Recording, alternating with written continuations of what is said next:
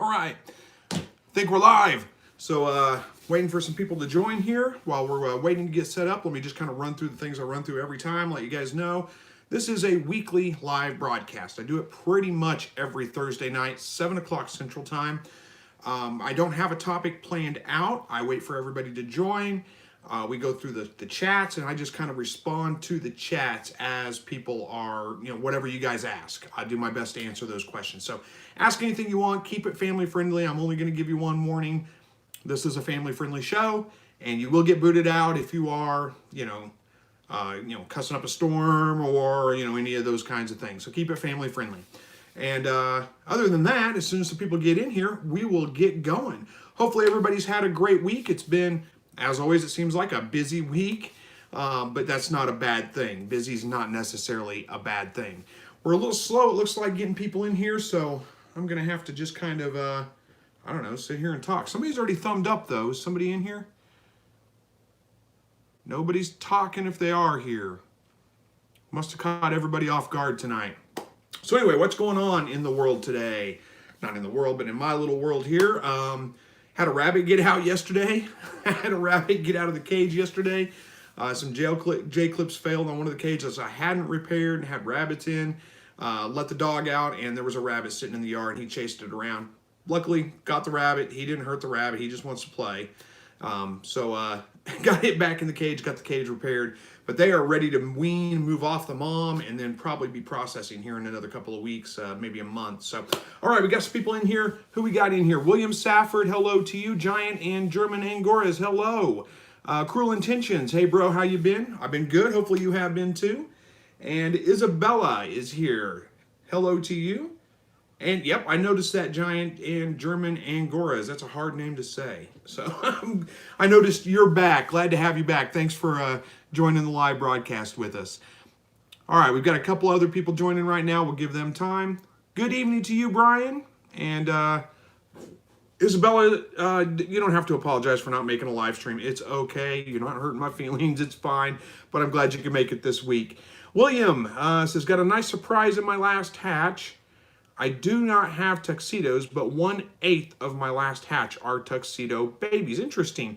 Yeah, that can help out. That can that can happen. I mean, you may have tuxedo bloodline in the back, somewhere along the way. You never know. Even though I believe that's a recessive trait. So what that means is that if you were to breed that to a purebred, a pure standard colored bird, you're going to get all standard colored birds, but some of them would have the recessive trait for tuxedo. So if you bred them together, then some of the babies should be tuxedo babies, if that makes sense.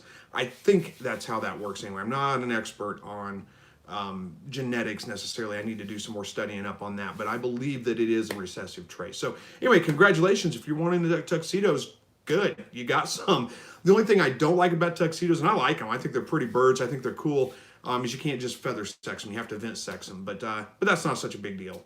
All right, Walt, hiding out from the California heat. Oh man, you talk about a nice week. Man, it was beautiful here all week long. The rain finally let off a little bit. We dried up a little bit, and it was only it was the highs of low 80s every day. It was 84 degrees was the high every day. And the humidity was down a little bit. It was getting down into the low 60s at night. Man, it was beautiful. It's almost over. We're going to be jumping back up into the high 90s next week, so I'll be hiding out from the heat with you there, Walt. But, man, it was beautiful here. All right, Jim Bowie says, hey, Chris, we had an extreme heat wave over the weekend.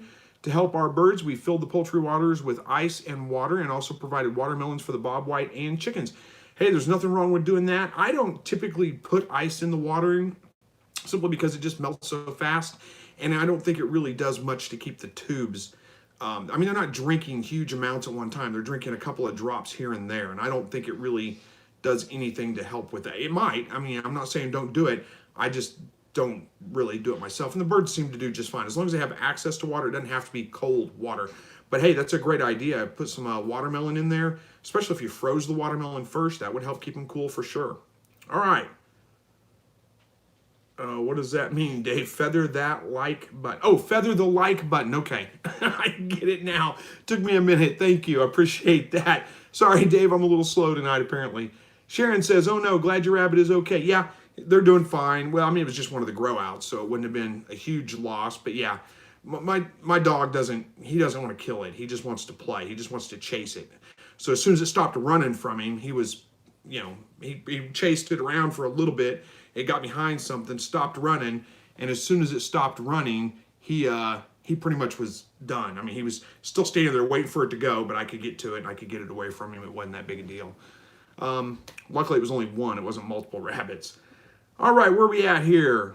Cruel Intention says, best age to move quail outside and how long do they need a heat lamp? Thanks. Good question. They only really need a heat lamp. I mean, it depends a little bit on the temperature outside, a couple of those factors, but let's say summertime, or you've got them in a room that's temperature controlled. It doesn't get below like 70 degrees, something like that. They only need a heat lamp for about 2 weeks until they start feathering out. Once they feather out, they don't need the heat lamp anymore. Now, during the summertime, you can move them outside at about 2.5 weeks old. You want to wean them off the heat lamp. What I usually do is I start weaning them off after when they first start getting their feathers in, which is about 9-10 days old, something like that. Then I'll start moving the heat lamp a little bit away. So instead of it being 100 degrees in there, it might be 95. And I'll give them that for a day, maybe 2 days, and then I'll move it a little bit further away, make it 90 degrees in there. And then a little bit further away the next day or the day after that, and it makes it about 85 degrees. And then usually you can just take the heat lamp away and it's fine. Once they're completely feathered out and they've been off the heat lamp for a couple of days, maybe 3-4 days, then it's usually fine to just go ahead and move them outside. Watch your weather. If it's getting down below like 60 degrees, you might want to give them another week to get fully acclimated and make sure they're really fully feathered out before you move them outside. But that's, hopefully that answers the question. I didn't make it too complex, I think. So generally speaking, once they're fully feathered out, that's going to be about 2.5 weeks old, 2 to 2.5 weeks old. Then they're good to go ahead and move outside. Hopefully that helps. All right, Donald says, do you take your quail off feed before you process them? No, I don't. I don't do that personally. I don't find any need to do that because I'm not, well, it doesn't matter. I don't need to do that. I would suggest not taking your animals off feed, your quail anyway, because, man, those things it doesn't take long. If they're out of food, they get crazy and they get almost carnivorous. They'll start attacking each other and you'll end up with, of course, if they're all grow outs and you're going to process all of them, that may not be that big of a deal, but to me, it just seems cruel. I mean, there's obviously some agitation there, so I just don't do it. I just keep them free fed all the time. All right. Oh, I think I got that one answered. All right, Isabella says, and I will move downstairs on the last of July and get surgery. So this is our last week upstairs. What? Am I missing something, Isabella? I'm sorry. You're having surgery and you're going to move downstairs. I'm not sure what's going on there, but I will be praying for you and hopefully you have good recovery. All right, Matt says, hey, Chris, spread some wisdom. Oh, well, thank you. Well, hopefully I can. I don't know. We'll see. Cruel Indigent says, any way to fix quail weird feet, walking on its heels? Weird. Okay, so is this a full-grown bird or a baby bird? If we're talking about a full-grown bird, it's walking on its heels. That is strange. I would look for foot injuries. See if it's got maybe the starts of bumblefoot or some kind of infection in its foot. If it does, I mean, it should be pretty obvious. There's going to be like an abscess or something on its foot. And if it does, you're going to want to remove whatever is in there that's causing that. Think of it like a splinter. You're going to want to get that out. And it probably is a splinter or a grain of sand. Who knows exactly. You're going to want to get that out of there. You're going to want to clean the area. You're going to want to treat it with some kind of antibiotic ointment. Do not use antibiotic ointment with pain reliever in it. Make sure it does not have a pain reliever. Pain relievers can be toxic to animals. So, but just use something like that to clean it up and keep it from getting worse. And then, it should be fine after that. If it's a baby and it's walking on its heels, that's a weird thing. I don't know what would cause that exactly. You might try to give it some supplements in the water to kind of help it. Usually with baby with feet problems, you find like splayed leg or, their curled up toes. They don't flatten their feet out. And you can make like little boots for them basically out of basically use like medical tape. Tape it to their feet on the top, the bottom, and kind of cut it out to where it forces them to keep their feet straight. Or like a shot glass or something like that for splayed leg, which forces their legs underneath them. And those kinds of things can help. I don't know if I got that answered or not for you, but hopefully I did. All right, where are we at here? Is it Yan Tao? Hopefully I got your name right. says, how many quails do you have now? I don't know. I've got probably 75, maybe 70, something like that. I'm going to be, that's my last hatch. I'm going to be processing here probably next weekend, the weekend after. And then I'll be back down to probably, I'll probably keep a dozen or so hens out of each one, my meat makers and my farrows. But right now there's probably about 70 of them out there. All right. Walt, it's 100 degrees out there and you're working outdoors on pool route. On pool route, huh? What, on a pool route? I'm not sure what a pool route is. Is that like, do you clean pools or something, or treat pools and you're on a route to go to people's houses to treat their pools? I guess. I'm guessing that's what it is. But still, 100 degrees Fahrenheit, working outside, doing anything is not pleasant, I know. Armed American, hey, how you doing? Says, warm water actually quenches thirst better. Interesting. I'm not sure if, I don't know if I've ever heard that or not, but again, I don't really bother with giving them cold water. And, I've heard people say that, oh, sorry, I got distracted there. I've heard people say, well, you've got to give them cold water in the winter and the summertime. And it's like, have you ever seen a rabbit, a wild rabbit, drinking iced tea or ice water or whatever? They can do just fine without ice water. It's not a natural thing. They're okay without ice. They're going to be fine. Yeah, I didn't know that anything about warm water quenching thirst better. I'm not sure. I guess it's true. I don't know. All right. Cruel Intention says, any reason to clip quail wings? Not really. There's no reason to clip them. Armed American saying the same thing. No reason to clip them. They don't fly that well anyway, unless you've got some that are just really good flyers, abnormally good. There's not really any reason to clip their wings. And, if you were going to clip their wings, you would just clip one side, not both wings. And, you don't clip the front feather, you clip the back feathers off.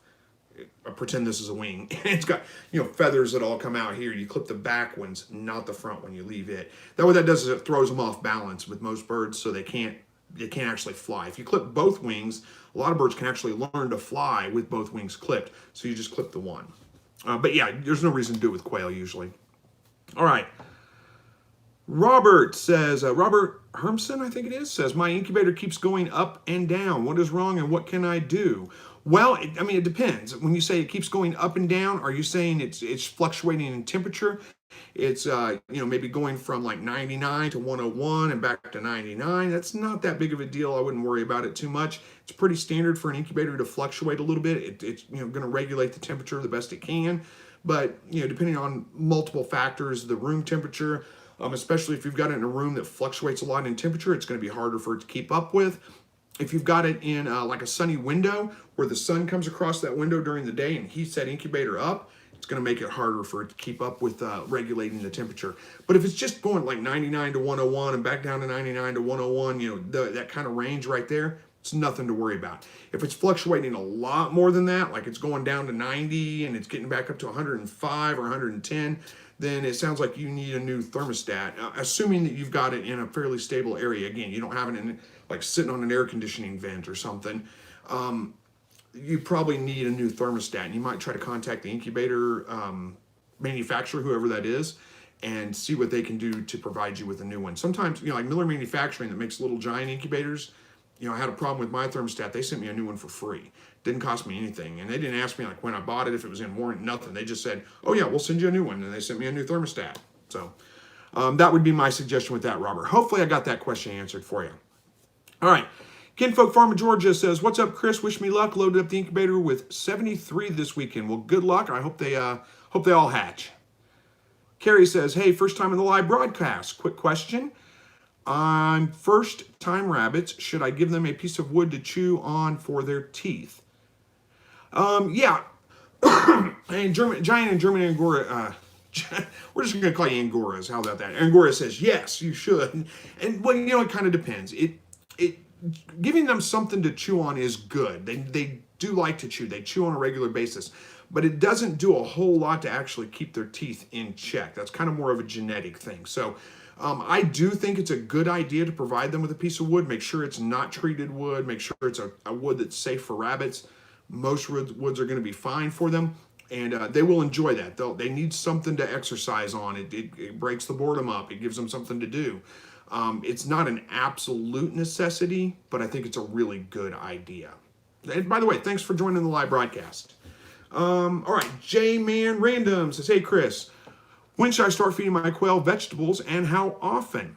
It's up to you. You can feed them vegetables whenever you want to. I don't feed mine on a regular basis. Sometimes I take them some just for the heck of it, but you can do that as soon as they'll start eating them. One thing I will say, if you're going to be feeding them a lot of vegetables, you need to probably provide, especially if they've got seeds in them and things like that, you need to provide some grit. And just like into the side where they can get to it when they want to. Sand is fine. If you've got a sand bath, they'll get the grit out of there. But they do need some grit to be able to grind that up in their crop. Especially, like I said, if they're eating anything that has high amount of seeds, because they'll eat those seeds too. But yeah, anytime you want to, as soon as they'll start eating them, you can start feeding them some vegetables. It's fine. All right. Walt says clipping chicken wings is to prevent them from flying over a fence. Still, since quail are kept in cages or aviaries, they don't need it. Yeah, I would agree with you on that, Walt. All right, Donald says, thanks. First live chat. Been enjoying your videos. Good info. Well, thank you so much, and thanks for joining the live broadcast. All right, hello to you, Trevor. Jamie says, I have New Zealand's. Excited to know what colors I get from black gold-tipped steel buck bred and a black chinchilla doe. Yeah, you might end up with something really crazy. Who knows? Let's see. Was it a New Zealand red and I think it was a California buck and a New Zealand red doe that I bred together, and all the babies were black. I don't know how that happened, but they were all black. So they were kind of cool looking. I liked them, but yeah, not what I expected. All right, Jim says, I don't have splayed leg issues with bob white since I use rubber shelving liners in my incubator and brooder. It's easy to hose off with a hose and reuse too. Yeah, that's a great idea. I've been thinking about adding some of that to mine. I don't have a huge problem with splayed leg unless I've got the incubator temperature a little bit low and they're hatching out a little bit slow. Then sometimes that can cause some issues with it. But other than that, I don't have big problems with it either. Hey, Rhonda, glad you can make it to the live broadcast. All right, Kinfolk Farm. One thing I've learned from raising quail is that they are very aggressive towards each other. Yes, they are. Thanks for everything, Quail. They are the quail ninja. Yeah, they can be very aggressive towards each other for sure. Jay, hey, I'm glad you made it to a live chat. Thanks for joining. And Angora says, just call me Val. I'll probably never remember that. I'm sorry. I don't do well remembering names. I'm terrible at it. And I'll see your username and I'll just call you Angora. I'll forget all about the Val part of it, but I'll try to remember. All right, Raymond's here too. Hey, looks like we got several people that are here for the first time. Thanks, guys. Thanks everybody for joining. I appreciate it. Rhonda says, just put my eggs in lockdown yesterday, hoping for a good hatch this weekend. Good luck with your hatch. I hope it goes really well.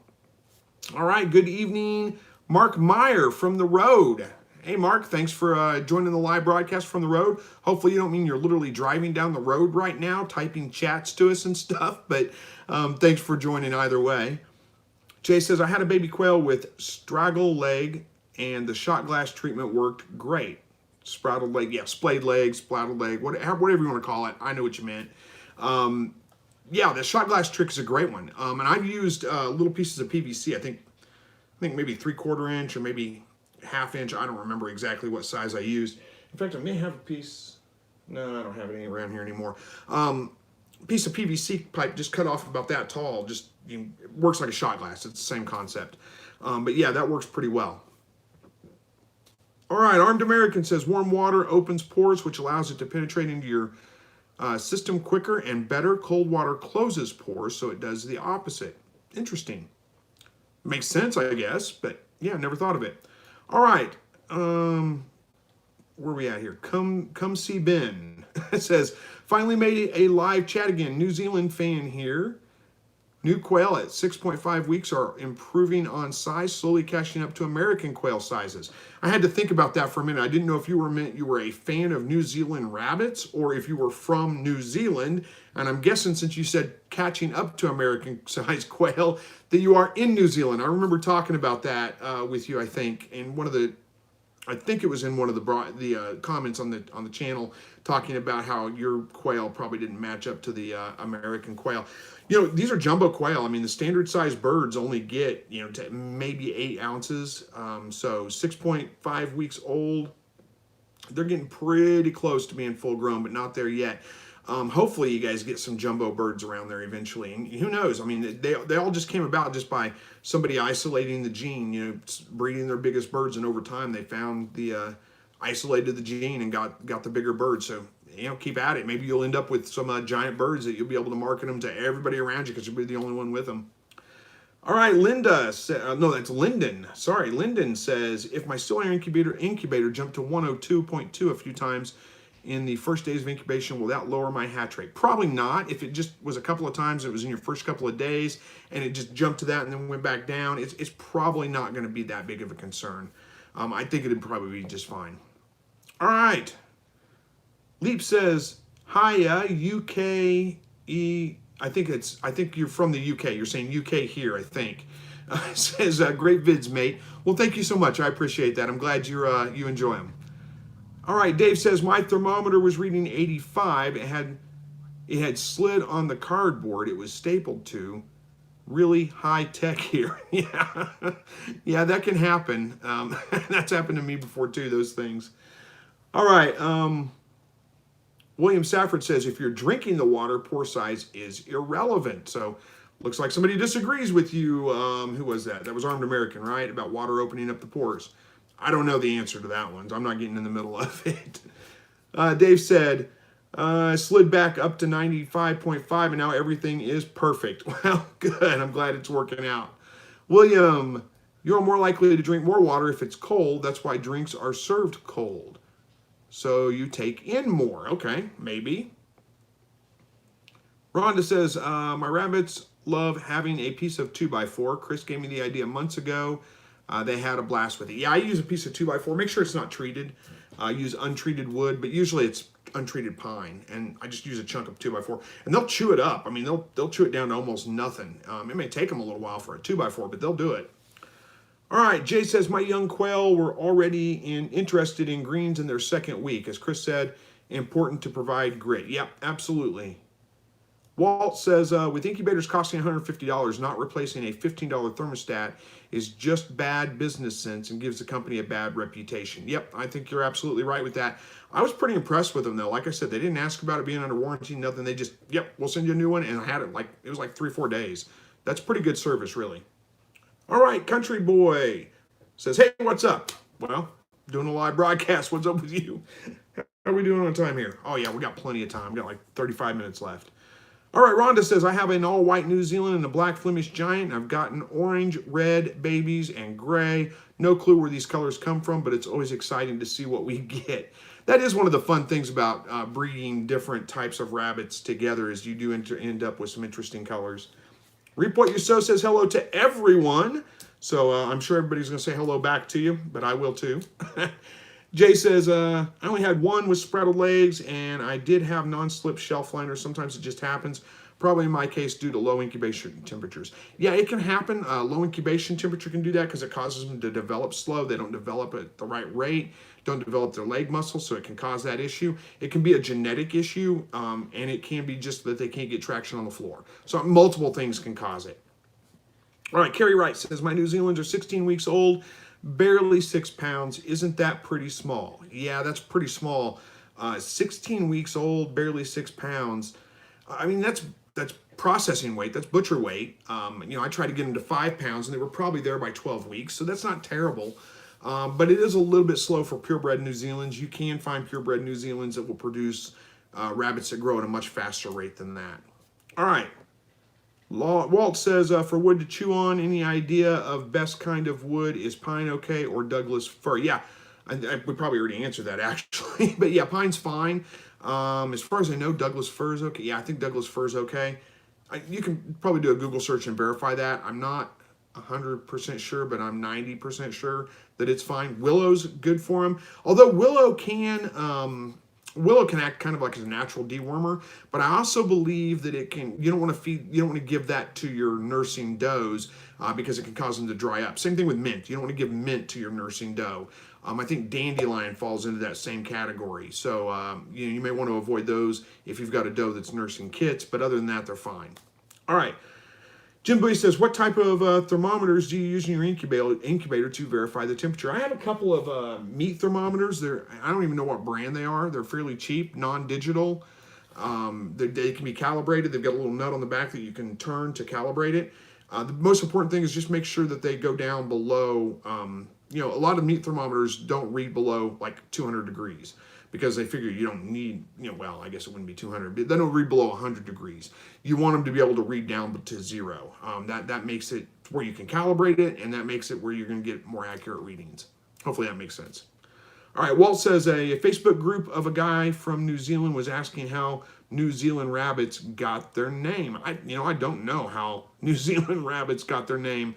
I don't know if they came from New Zealand, I have no idea. Good question.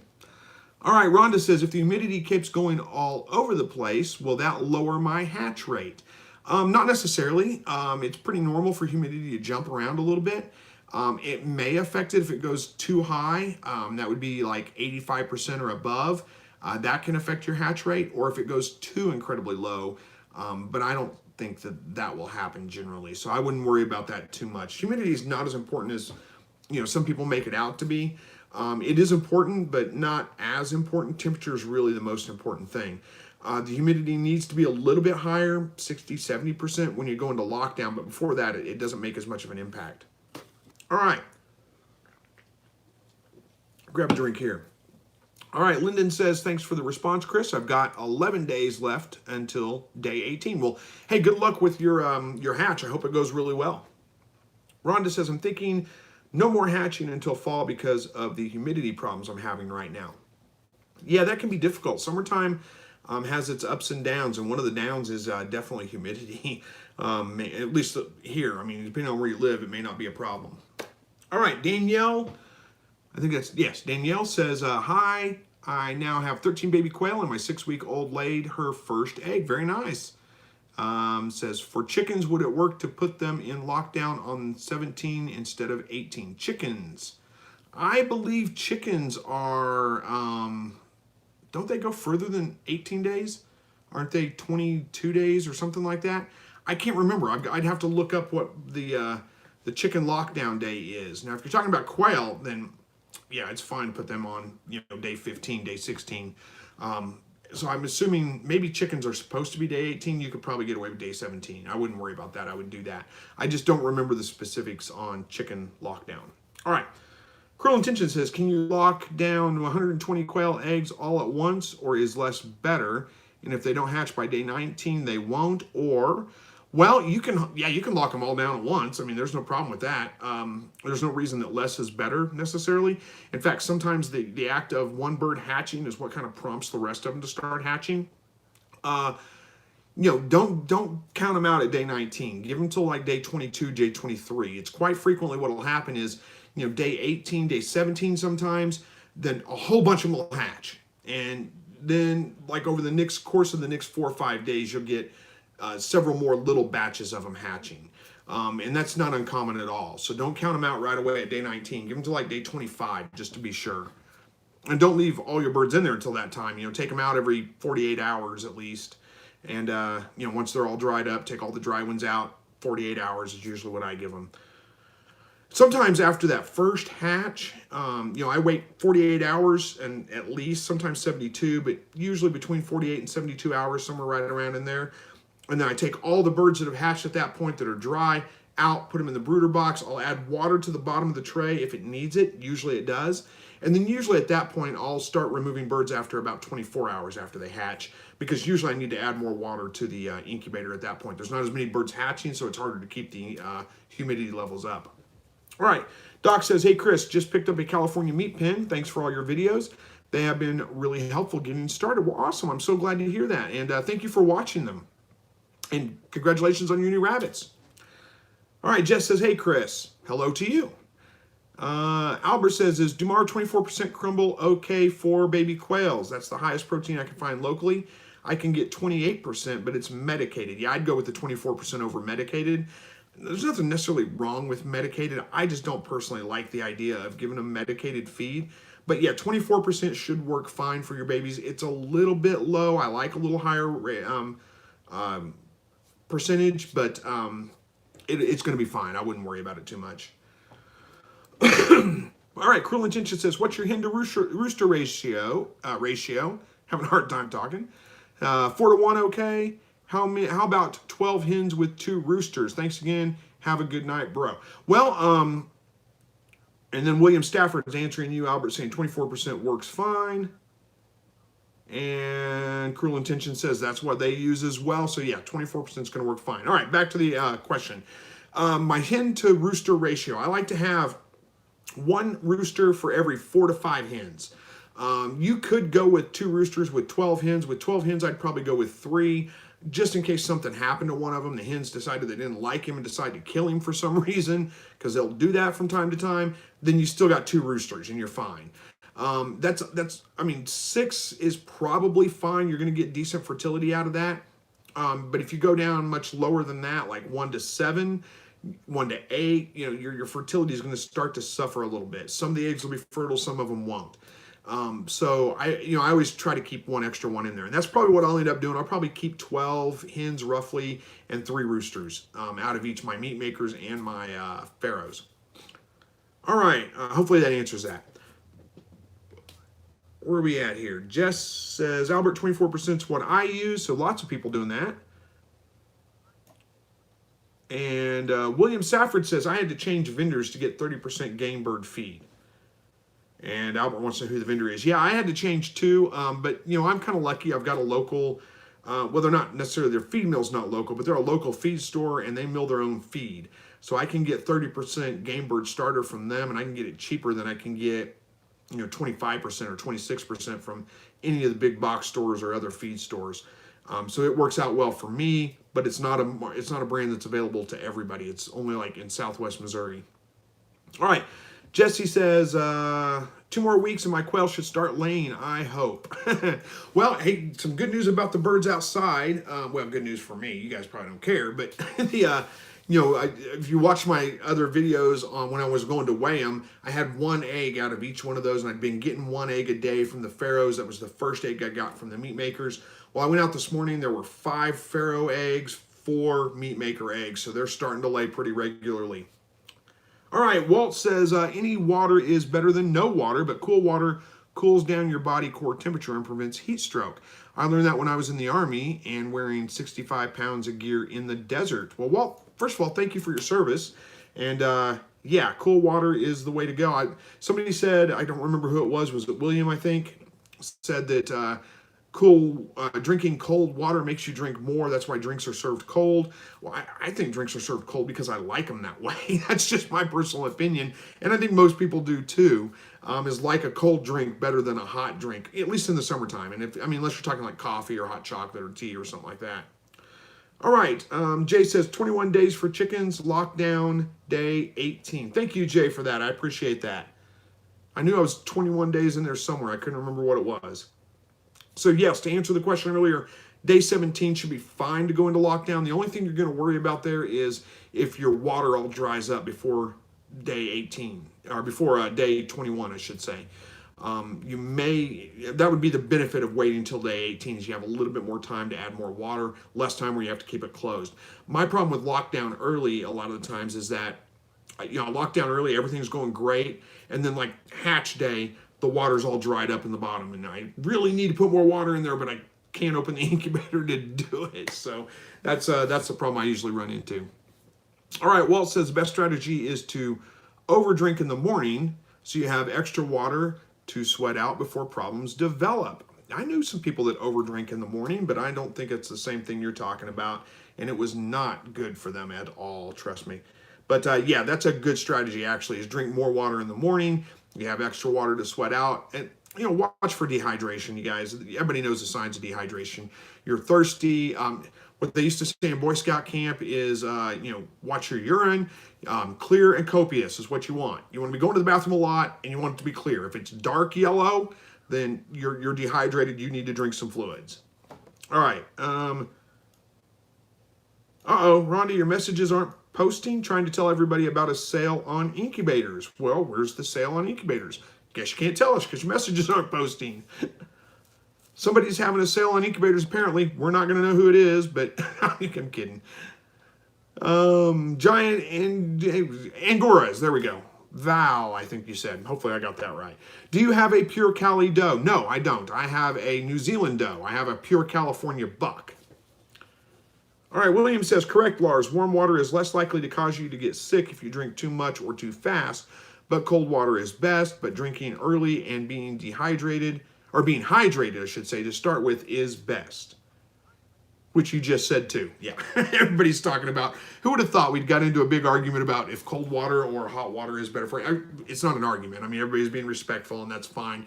We can have differences of opinions. I like a good debate. I like to discuss things like that as long as we stay respectful. Walt says, oh wait, Rhonda says, I got a 24 count incubator for $55. Okay, that's not a bad deal at all. I need a bigger incubator than that, but still, that's not a bad deal. Walt says commercial hatcheries put ready to hatch eggs. Commercial hatcheries put ready to hatch eggs, put eggs touching as they wiggle. It wakes up the others. Oh, yeah, okay, yeah, I got you. What you're saying is that, yeah, and that's actually a good, when you put your, and this is something I kind of figured out a couple of years ago. I think somebody commented on one of my videos, was like, do it this way. And I'm like, you're right. That's the way you're supposed to do it. But when you put your eggs in the incubator, instead of, don't lay them out in rows, all nice and separated, crowd them all together. Whenever you're going into lockdown, I should say. Crowd them all together, because when the birds start moving in the egg to hatch out, it kind of signals the others around them, and it kind of, it acts like a catalyst to get them going. Hopefully that makes sense. All right, AZ Pug Mom, that's probably Arizona Pug Mom, says, what breed do you recommend if keeping quail solely for eggs, and how many hens for a family of 4? Well, that depends on how many eggs you want to eat every day. I would say you keep, I would suggest Jumbo Pharaohs. They're probably the best. They're some of the most docile. They don't have the fighting problems that you're going to get with like A&Ms and some of those things. At least in my experience, there's still going to be some fighting from time to time, but not nearly as bad. They're not nearly as aggressive. If you want to, just for eggs, a family of 4, and you want to eat eggs every single day, you got to figure about 4 to 5 eggs per chicken egg. So figure out how many chicken eggs you eat a day, and then do the math to how many quail eggs you're going to need, and you can figure roughly an egg a day from every bird. So if you're eating, let's say every member of the household eats 2 eggs a day, that would be 8 eggs a day. Take that times 5 probably to make it good. That's 45. So you'd probably need 45 to 50 birds to keep feeding yourself with eggs every single day. But do you eat eggs every single day? You may not. And if you're not, then 45 birds, that's a ton of eggs. You're going to get overrun with them pretty quick. So you may want to, do that on a weekly basis. Like, how many eggs do we eat in a week? And then try to translate that over to quail. Hopefully that makes sense. And you can do that math. That's what you're going to have to figure out. All right. Daniel says, how normal is it to get a girl quail not to lay eggs? She is 18 weeks old now, and she's the only one not laying. It is a girl because it has a speckled chest and chirps like a frog. Well, I guess it can happen at 18 weeks old. There's multiple reasons why a bird won't lay an egg. I'm curious how you know it's that one bird that's not laying an egg. I'm not sure how you would know that. I never know which birds laid which eggs. There's no way for me to know that for sure. But it is possible that you would get one bird that just doesn't lay an egg.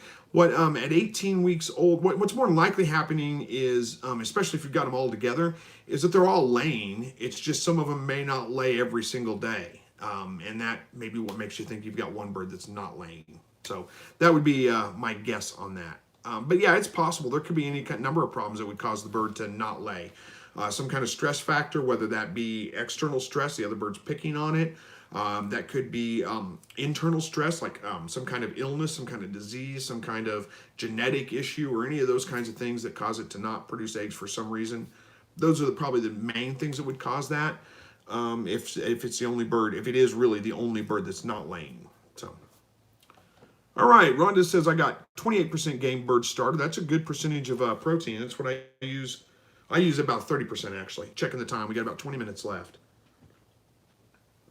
Raymond says, I keep 2 roosters to 8 hens in each pen. Yeah, there's nothing wrong with that. That's a good ratio. I wouldn't go any lower than that. It's a 1-to-4 ratio, 1 rooster for every 4 hens. If you go lower than that, then you're going to end up with your hens are going to be overbred. There's a good chance that they're going to get pretty aggressive too, because they're going to get sick of being bred all the time, and they're going to turn on the roosters and beat them up pretty good, and they can kill them sometimes. So yeah, I wouldn't go any lower than that, but 2 to 8, that's a good ratio. All right. J Man Random says, thanks for answering my question. I've been driving for 8 hours, another 2 to go, and your live stream saved me from sleeping. One more question. How can I keep the quail handled during winter? How can I keep the quail handled during winter? I think you're probably asking about like keeping them warm. What, do you need to do anything special for them in the wintertime? And again, I hope you're not driving down the road typing these chats as you're driving, but I'm glad we could keep you awake. And good luck with your other 2 hours of driving. All right, let's talk about handling quail during the winter. It's not a big concern. They do just fine. The hardest part about winter is really water, because water freezes. So I switch from the watering system. I don't use the automatic watering system in the wintertime. It will freeze, it breaks, it cracks, it starts leaking. It just doesn't work in the wintertime. I haven't found a way to keep it from freezing. So I switch over to, they're kind of like my feeders. There's basically like a Tupperware style container with holes cut in it. So it's got a lid on it. The birds can't get in the water, and because they'll get in it and just foul it up quick. And then I just put water in the bottom of them things, stick their head through the holes and drink the water. And, I have to do that a couple times a day. Usually do it in the morning, and then I could do it again in the evening when I get home from work. And they get plenty of water that way. As long as you can give them a windbreak, they're fine. That's all they need. They need to be able to get out of the wind and have access to food and water, and that's it. They're going to be fine. It's nothing to worry about. All right. Rhonda says, Coops and More is the place that is having the sale on incubators. Tried to post the web address, guessing that YouTube doesn't like that sometimes. And I will tell you guys, sometimes, I do my best to respond to every comment on YouTube. Sometimes it takes me a couple of days to get to them. I just don't have lots of time to sit around and answer YouTube comments. So I try to do it first thing in the morning when I first get up, go in and answer YouTube comments. This morning I did not answer YouTube comments because I was working on some real estate video that I shot that I got to get to a client.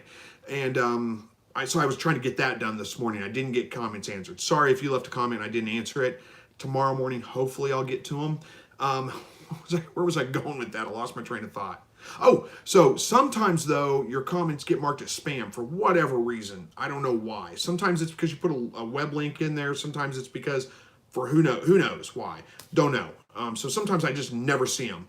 If I don't respond to a comment, chances are I just never saw it. I apologize, guys, if that happens. All right. So far, I've been able to keep up with the comments. I don't get that many comments that it's just too much for me to keep up with. So I do my best to answer them all. All right, Lyndon says, from your experience, is there anyone... Oh, I will say one other thing. I'm not always the best about answering responses to one of my comments. So, like, if you leave a comment and I respond to you and then you leave a response to it, those are hard for me to find sometimes because it doesn't pop up. It's not like when I go to the comments page, I go to the comments page, and there's all the comments that people have left me. And I go down through them, the ones I haven't responded to, I respond to. But if you answered responded to me in a comment that was pages back, I may not make it that far back to notice that extra comment. So don't be offended if I don't respond back to you again. I try, but I don't always get it that way. All right, where are we at here? Lyndon says, from your experience, is there any one biggest mistake new quail keepers are prone to make? As you might be able to tell, it's my first time incubating. Let's see. Mistakes with incubating. The biggest mistake with incubating I think most people make is they probably open the incubator up too soon after the hatch. You want to make sure that you wait. When the first birds hatch, you want to give them at least 24, probably 48 hours. You can go up to 72 hours before you open the incubator. And a couple of reasons for that is, first of all, the chick needs to be dry and fluffy before you move it out of the incubator into the brooder box. Second reason for that is that if you open up that incubator while some birds have pipped the shell, cracked the shell, but they haven't hatched out yet, there's a rush of dry air that comes in there, and it can actually there's a lining inside the quail egg that the quail's got to break through. And if they haven't got through all that yet, and a rush of dry air comes in, it can suck that lining in on them, basically shrink wrap them inside the egg, and then they don't hatch. So that's one of probably the biggest mistake they make. Other than that, I don't know that there's a whole lot of huge mistakes. And maybe making a bigger fuss over them than you need to. This isn't necessarily a mistake, but I see people buy game bird crumble, and then they grind it up for the young birds, for the day-old chicks, that are coming out of the incubator. You don't need to do that. They eat the crumble just fine. That's not really a mistake. It's not going to hurt them if you do it, but it's extra work that you don't need to do. I don't know if there's any other big mistakes that are popping out to me. Somebody might have some common mistakes that come up here. All right, Walt says, to up the crude protein, add some dried cat food. We've talked about that before. Crushed up in a food processor for about a 1-to-5 ratio of cat food to game bird from 25 to 35%. Good suggestion there, Walt. Dry cat food, crumble it up and add it in a 1-to-5 ratio to your quail food, and it will up the protein. Jay says, any water is good if you're dehydrated. Yeah, almost any water anyway. William Safford says, Rhonda, have you ordered from them? Those are interesting prices. From, who was it again, Rhonda? Let me see. I'll look back up here. Where did it go?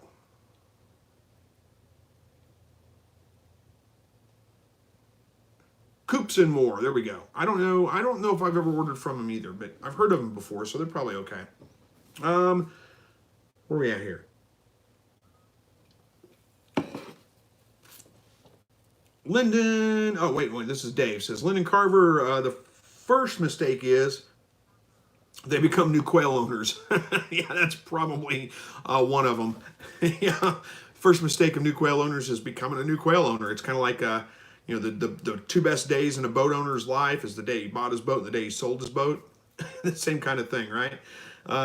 Angora says, so the grow outs of these are good for butchering at 8 weeks old. The grow outs of those, the grow outs of what? I'm lost on that one. I'm sorry, Angora, I'm not sure what we're talking about. The grow outs of what are good to butcher? We'll see. All right. Rhonda says, it does 96 quail eggs. Oh, so your 22 egg incubator does 96 quail eggs. That's not bad. That's actually pretty good. Jim Bowie says, sorry about starting the water debate. LOL. No, it's fine. Like I said, a good debate's fine. As long as everybody remains respectful, doesn't get their feelings hurt if somebody has a different opinion. I'm all for it. I love a good debate. And especially if I learn something new from it. William says, Lyndon, biggest mistake I tell new quail owners is opening the incubator too early, getting excited over the first babies, and shrink wrapping the pit babies. Yeah, I think that's probably a really common thing. Walt says, crowding eggs in the incubator also gives room for the hatched chicks room to run around. Yep, you're right. If you crowd them all together in the middle of the incubator, plus it's a little bit more stable right in the middle of the incubator. But yeah, when they hatch, they've got all that room around the edges to kind of run around.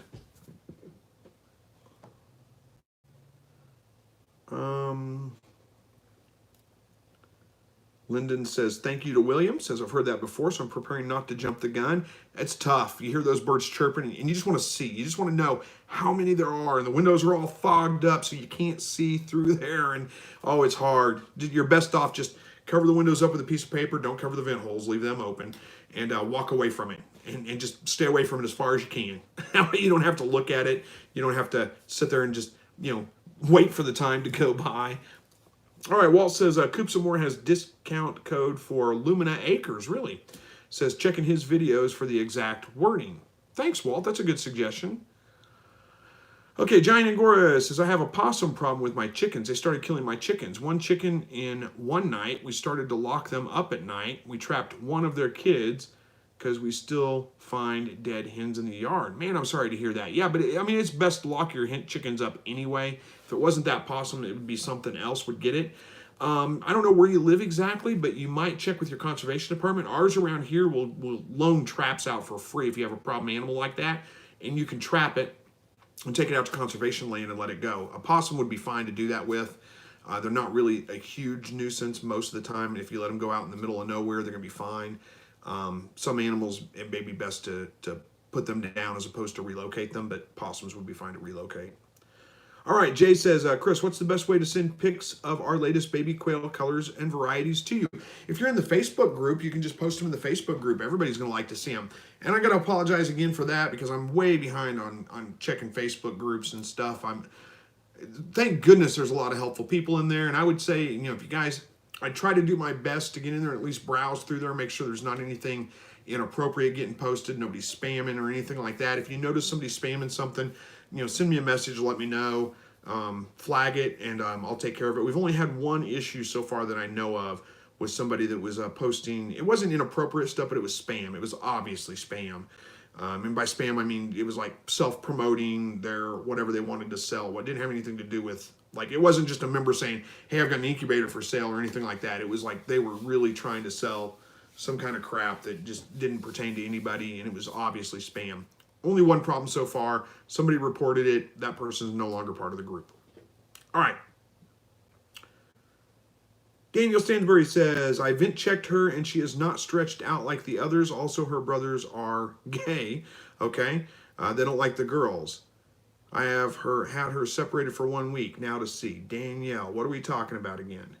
Oh, your female that didn't lay an egg, I think. Is that what we're talking about? I'm sorry, it's hard for me to keep up sometimes with who asked what. I'm going through these comments so fast. So we're carrying on a conversation, but I've talked to 5 other people about something from the last time I talked to you. So I get lost. I'm like, what are we talking about again? I forget. So, okay, I doubt the brothers are gay. But if they are, maybe, who knows. They don't like the girls. Well, you're not going to see them just hanging around the girls very often. It just doesn't happen that much. But if you separated her, you said you had to separate her for 1 week now to see. If you separated her, that will make her stop laying eggs if she was laying before. Moving a bird, changing their environment, their surroundings, makes them stop laying. And they'll stop laying for a couple of weeks. So that may be why you think she's not ever laying eggs. She may actually be, who knows. All right, Jay says, asking because I would like your input on what color variety they are categorized as. Mixed color varieties, hens, roosters in silver. We're asking, what are we asking again? The best way to send pics. Okay, that comment was right there. I could find it. Yeah, if you're in the Facebook group, and go ahead and join. I'm pretty good about approving this, even though I don't necessarily respond to everything. But yeah, post in there. Everybody'd like to see it, and you'll have a lot of people that will give advice on it if I don't get to it right away. They'll get in there and they'll give you their advice on what it is. All right. Oh, you get the same amount of eggs with her out of there. Well, I mean, who knows? I'd give her a little bit more time. I wouldn't worry about it too much. As long as you got everything right, the right amount of light, the right amount of, the fees right, all that kind of stuff, then you're probably going to be fine. I wouldn't worry about it too much. All right. Giant Angora says, I feel bad for you. I just see the comment coming in. Feel bad for you trying to keep up with all the comments. Don't worry about it. It's not that big of a problem. It's just, I just say it as an apology because sometimes I'm like, what are we talking about? And I know that's probably frustrating for you guys because you're like, we were just talking about it. You responded to me, but it's hard for me to keep up with it. So I'm just asking for your forgiveness when I make those mistakes. Rhonda says, William Stafford, yes, this is my... Oh, wait. Walt says, I have a kitty named Jay. Named JW, huh?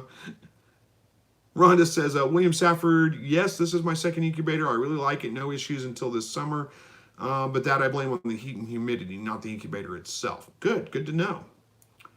And German Angoras just finished the farm chores. Nice. It's good to have chores done. All right, what is this? Wake Link Enterprise. Hi, sir. Am Wisdom from Wake Link Homestead, Ghana, West Africa. My rabbits keep getting sore under their feet. What can I use to heal them? Okay, what you're talking about is sore hocks. And they're getting sores on the pads of their feet. I hate to tell you this, but most of the time that's a genetic issue. It's passed down from their parents. And my general advice is to look for new rabbits. Get some that aren't going to be prone to that. What you can try to do is to make sure, there is some belief that you give them a hard surface, a solid surface to walk on instead of wire cage. And that might help with that. It might. But the way you treat it, an antibiotic ointment, again, no pain reliever in the antibiotic ointment, just a regular antibiotic ointment, clean it off real good, put some antibiotic ointment on it to help it heal, give them something to get off the wire so they can, so they're not on the wire. In fact, I would move them to a cage that maybe some straw or something like that. Try not to get something really, really dusty. I mean, it is an open wound on their foot, but something that's fairly soft that they can get on, that they can, so they can have time to heal up. Sometimes that doesn't fix it. Again, it's most of the time it's a genetic issue, and even rabbits on a solid floor are going to end up with sore hocks. You can use something like hemorrhoid cream, like Preparation H. A little dab on there will help tighten up that skin, so it'll kind of help close the wound up a little bit. You don't want a lot, just a little bit on there, but that's what you do. Yep. Well, saying the same thing. Give them some ceramic tile or something like that. I don't want to discourage you. Hopefully you can get that fixed, but most of the time, again, I think it's a genetic issue, and it's probably going to be a reoccurring thing. It's probably going to keep coming back and keep coming back and keep coming back. And if you have the ability, I would try to find some rabbits that are not prone to that. Breed another breeder. Make sure that, check all the feet of all their rabbits. Make sure there's no sore hock issues with any of them, and get some breeders from them, because that's going to be your best bet most of the time. All right. I don't know what that means. And oh, look at that! It's a who was that again? Who does that? Lars with the whatever Danish super chat. Thank you so much for that. I appreciate that. That's so kind of you, so generous. You do this like almost every week, and it's way more than I could ask for. Thank you so much. It's not $200, by the way. It comes out to like $35, but still a tremendous amount of money to donate to me for a 1 hour live broadcast. So thank you so much. Very generous of you. I appreciate that. And Joel says, all this talk about water and you're drinking a Pepsi. Yeah, this is my true addiction right here. I'm not necessarily Pepsi, but caramel colored cola flavored beverage, Pepsi, Coke, it doesn't really matter. I'm totally addicted to it.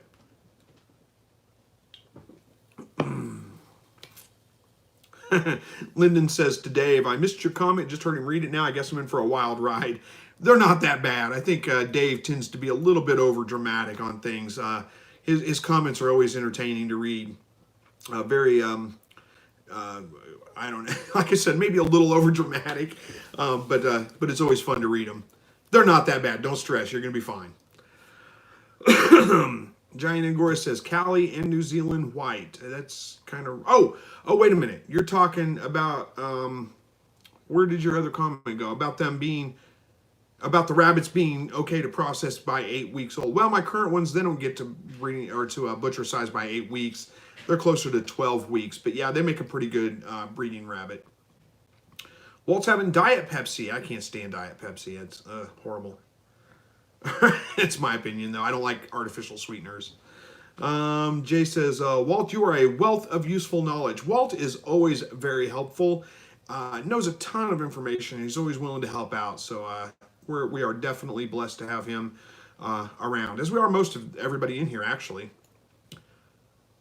Just old man who has been there and done that. That's one of the great things about getting older. Well, maybe the only great thing is you get some wisdom, don't you? But thanks for it all, Walt. We appreciate it. All right, Rhonda says, yeah, Walt, Al from Lumina Acres has one as well. That's why I bought my first. Oh, he has an incubator as well. That's why I bought my first incubator. Figured he thought it was good. I'll give it a try. And I bought the second because I like my incubator, and it was good. It was a good deal. Fantastic. Very nice. Where are we at here?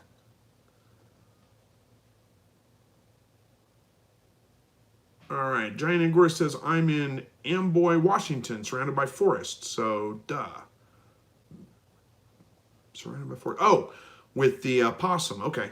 Well, we don't want to say this to everybody, but your best bet may be just to shoot the thing. Get it, if you can get it far enough away from your homestead, then or your house or whatever, there's probably not gonna be a problem with it coming back. But it's you're gonna end up with more, and there's no shortage of possums around. Personally, I think I would probably trap it because that's probably just as easy, if not easier, and relocate it. But yeah, you can. Don't feel bad if you end up having to kill the thing. It is killing your chickens. All right. Walt says Tractor Supply Company has good prices on live traps, like $27 for 2 most common sizes. Hey, that's a good point there. You can buy some traps. Our conservation department loans them out for free, so I don't have to buy one. It's a great resource. Christian says, you think button quail can lay all year round with light? Yeah, for the most part, button quail can lay all year long with light. They're just like standard quail, any of the other quails. Well, any of the other, like, Coturnix quail, I should say. They lay really small eggs, but yes, they can lay all year long if you provide them with enough light. All right. More things for Walt. Do you sell rabbits for 4-H projects? I don't, Brittany. I mean, I'm not against it. It's just I don't. I usually breed in crossbreeds like a Californian and New Zealand, so the babies are not really good 4-H projects. They want purebred meat rabbits, and those are not purebred. All right. Jay says I'm a bit long in the tooth myself. Are we all in ways? Lyndon says, have you kept any other animals in years besides rabbits, quail, and your dogs? Oh yeah. Oh yeah, I've kept all kinds of things. I've bred, reptiles for a while, snakes, lizards, frogs, which are an amphibian, not a reptile, but let's see what else. Ferrets. I did some breeding with ferrets. I owned a pet store for a short time. I had lots of different animals. I've kept all kinds of animals. It's always been one of those things I've kind of enjoyed doing. With that, I got to wrap this up. We're just a little bit over an hour, so I got to get this all wrapped up, go spend some time with the wife before bed so I can get up and go to work tomorrow and do it all over again. I hope everybody has a great weekend. We will see you guys back here again next week. Sorry if I didn't get to your chat tonight, but God bless each and every one of you, and good night.